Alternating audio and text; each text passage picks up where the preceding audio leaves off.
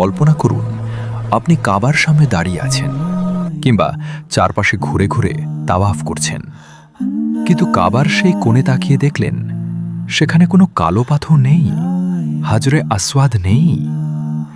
পাথরটি যেখানে থাকার কথা সেখানে কেবল একটি শূন্য গর্ত পড়ে আছে। আজ থেকে প্রায় 1100 বছর আগে এমনই এক স্তব্ধ করা পরিস্থিতির মুখোমুখি হয়েছিল মুসলিম বিশ্ব। দীর্ঘ 22 বছর পবিত্র কাবা শরীফ হাজরে আসওয়াদহীন ছিল। ইসলামের ইতিহাসে এটি ছিল এক বড় বিপর্যয় এবং মক্কার ইতিহাসে এক হৃদয় বিদারক অধ্যায়। পবিত্র মক্কার মাটিতে বয়ে দেওয়া হয়েছিল রক্তের বন্যা, আর পবিত্র পাথরটিকে উপড়ে নিয়ে যাওয়া হয়েছিল এক সুদূর মরুভূমিতে। কে ছিল সেই দস্যু? কেন সে হাজরে আসওয়াদ চুরি করেছিল?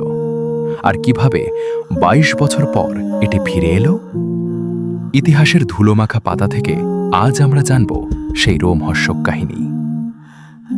হাজরে আসওয়াদ চুরির নেপথ্যে ছিল এক উগ্রপন্থী গোষ্ঠী, যাদের ইতিহাসে কারমাতি বলা হয়। এরা ছিল মূলত ইসমাইলি শিয়াদের একটি বিচ্ছিন্ন শাখা। তাদের নেতা ছিল আবু তাহির আল জান্নাবী। 10ম শতাব্দীতে তারা বাহরাইনের আল আহসা অঞ্চলে নিজেদের শক্তিশালী রাজ্য গড়ে তুলেছিল। একদিকে তাদের আস্ত কুরবানি শক্তিশালী রাজ্য গড়ে তুলেছিল। কারমাতিরা বিশ্বাস করত হজ এবং কাবা তোয়াফ করা এক ধরনের মূর্তি পূজা। তাদের লক্ষ্য ছিল ইসলামী ঐতিহ্যকে ধ্বংস করা এবং মক্কার পরিবর্তে তাদের রাজধানী আল আহসাকে হজের প্রধান কেন্দ্রে পরিণত করা।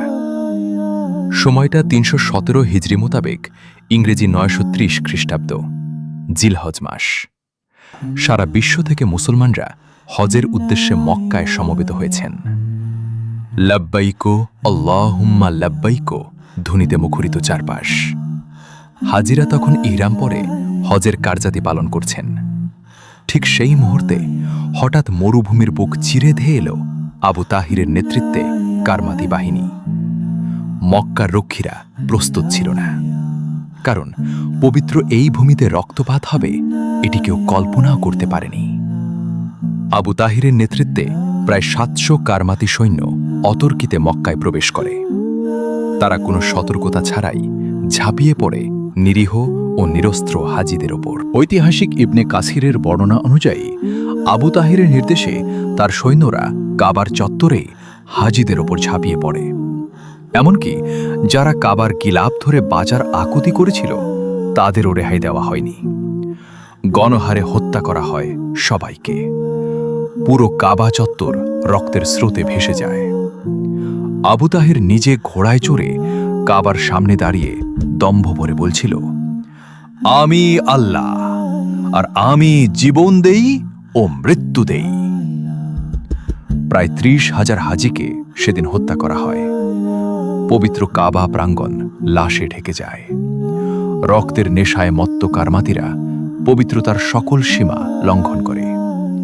তারা নিহত হাজিদের লাশগুলো কোনো জানাজা বা কাফন ছাড়াই পবিত্র জমজম কূপে নিক্ষেপ করে।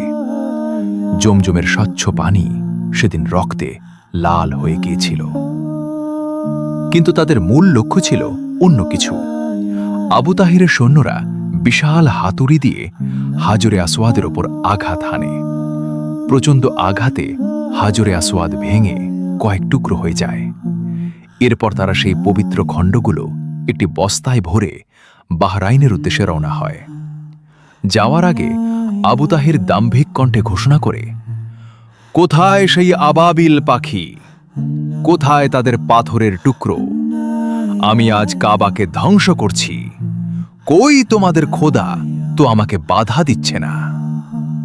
পাথরটি চুরি করে একটি উটের পিঠে চাপিয়ে সে বাহরাইনের পথে রওনা হয়। হাজরে আসওয়াদ নিয়ে আবু তাহির তার রাজধানী আল আহসায় ফিরে যায়। সেখানে সে একটি বিশাল এবং জাঁকজমকপূর্ণ মসজিদ নির্মাণ করে, যার নাম দেওয়া হয় মসজিদ আল জিরার। সে ঘোষণা করে এখন থেকে হাজরে আসওয়াদ এখানেই থাকবে, আর মানুষকে এখানেই হজের জন্য আসতে হবে। কিন্তু আবু তাহিরের হিসাব ছিল ভুল। পাথরটি চুরি হলেও মুসলমানদের ঈমান চুরি করা সম্ভব হয়নি। দীর্ঘ ২২ বছর কাবা শরীফ হাজরে আসওয়াদ শূন্য ছিল। তবু হাজিরা মক্কায় আসতেন, পাথরটি যেখানে ছিল সেই শূন্য স্থানটি চুম্বন করতেন এবং কান্নায় ভেঙে পড়তেন। কিন্তু কেউ বাহরাইনের দিকে ফিরেও তাকাত না। কারমাতিরা ভেবেছিল পাথরটি থাকলেই তাদের গুরুত্ব বাড়বে, কিন্তু তারা কেবল মুসলমানদের ঘৃণা আর অভিশাপই কুড়িয়েছিল। হাজরে আসওয়াদ যখন কারমাতিদের কাছে ছিল, তখন সেখানে অনেক অলৌকিক ঘটনার কথা লোকমুখে প্রচলিত হয়। বলা হয়, কারমাতিরা যখন পাথরটি নিয়ে যাচ্ছিল, তখন যে উটের ওপর এটি রাখা হয়েছিল সেই উটটি দ্রুত দুর্বল হয়ে মারা যেত। এভাবে কয়েকশো উট মারা যায়। কিন্তু পাথরটি যখন ফেরত আনা হয়, তখন একটি মাত্র উট অনায়াসেই তা বহন করে নিয়ে আসে। হাজরে আসওয়াদ ফিরিয়ে আনার জন্য তৎকালীন আব্বাসীয় খলিফারা কারমাতিদের বিপুল পরিমাণ অর্থ ও বার্ষিক করের প্রস্তাব দেন। কিন্তু আবু তাহির যতদিন জীবিত ছিল, সে পাথরটি ফেরত দিতে অস্বীকার করে। আবু তাহিরের মৃত্যুর পর কারমাতি গোষ্ঠী দুর্বল হয়ে পড়ে। এদিকে মুসলিম বিশ্বের চাপ এবং আব্বাসীয়দের পক্ষ থেকে ৩০,০০০ স্বর্ণমুদ্রার বিনিময়ে কারমাতিরা পাথরটি ফেরত দিতে রাজি হয়। অবশেষে ৩৩৯ হিজরি মোতাবেক ৯৫২ খ্রিস্টাব্দে আবু তাহিরের মৃত্যুর পর তার উত্তরসূরিরা বুঝতে পারে এই পাথর তাদের কোনো কাজে আসছে না, বরং এটি তাদের উপর অভিশাপ হয়ে দাঁড়িয়েছে। তারা পাথরটি ফেরত দিতে রাজি হয়, তবে তার বিনিময়ে তারা বিশাল অঙ্কের মুক্তিপণ দাবি করে। পাথরটি যখন ফেরত দেওয়া হয়, তখন আব্বাসীয়দের পক্ষ থেকে একজন প্রতিনিধি পাঠানো হয়, এটি নিশ্চিত করতে যে কারমাতিরা আসল পাথরটি দিচ্ছে কিনা।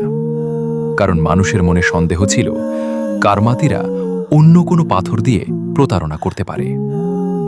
হাজরে আসওয়াদ চেনার দুটি প্রধান অলৌকিক বৈশিষ্ট্য ছিল। ১. এই পাথর পানিতে ডুববে না, ভেসে থাকবে। ২. এই পাথর আগুনে গরম হবে না।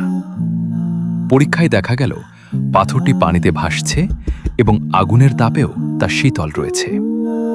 মুসলমানদের মনে স্বস্তি ফিরে এলো। কারমাতি নেতা পাথরটি ফেরত দেওয়ার সময় বিদ্রূপ করে বলেছিল, আমরা পাথরটি নিয়েছিলাম জবরদস্তি করে, আর ফেরত দিচ্ছি স্বেচ্ছায়। ২২ বছর পর ৩৩৯ হিজরির ঈদ উল ফিতরের দিন হাজরে আসওয়াদকে পুনরায় কাবার কোণে স্থাপন করা হয়। তবে চুরির সময় এবং বহনের সময় পাথরটি ৭টি বড় খণ্ডে এবং বেশ কিছু ছোট ছোট টুকরোতে বিভক্ত হয়ে গিয়েছিল। সে সময় হাজরে আসওয়াদের টুকরোগুলোকে একত্রিত করে ধরে রাখার জন্য এক ধরনের বিশেষ মোম ও আঠা ব্যবহার করা হয়, আর পাথরটিকে সুরক্ষিত রাখতে এর চারপাশে দেওয়া হয় একটি রূপার ফ্রেম। আজ আমরা কাবা শরীফে হাজরে আসওয়াদের যে দৃশ্য দেখি, সেই রূপার ফ্রেমের ভেতরে থাকা ছোট ছোট কালো পাথরের টুকরোগুলো আসলে সেই ইতিহাসেরই সাক্ষী। আবু তাহির আল জান্নাবী আর নেই। কারমাতি সম্প্রদায় ইতিহাসের আস্থা করে নিক্ষিপ্ত হয়েছে, কিন্তু হাজরে আসওয়াদ আজও সগৌরবে কাবার কোণে অবস্থান করছে।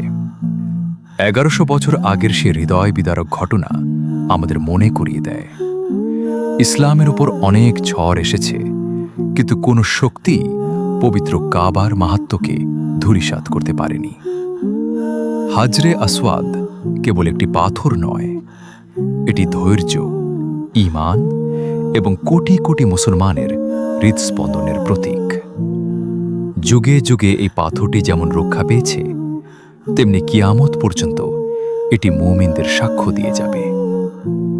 আজ যখন আপনি হাজরে আসওয়াদে চুমু খাওয়ার চেষ্টা করেন বা দূর থেকে ইশারা করেন, মনে রাখবেন এই পাথরটি কেবল বেহেশতের নিদর্শনই নয়, এটি খণ্ড বিখণ্ড হওয়ার পর আবার বিজয়ী হয়ে ফিরে আসার এক নীরব সাক্ষী।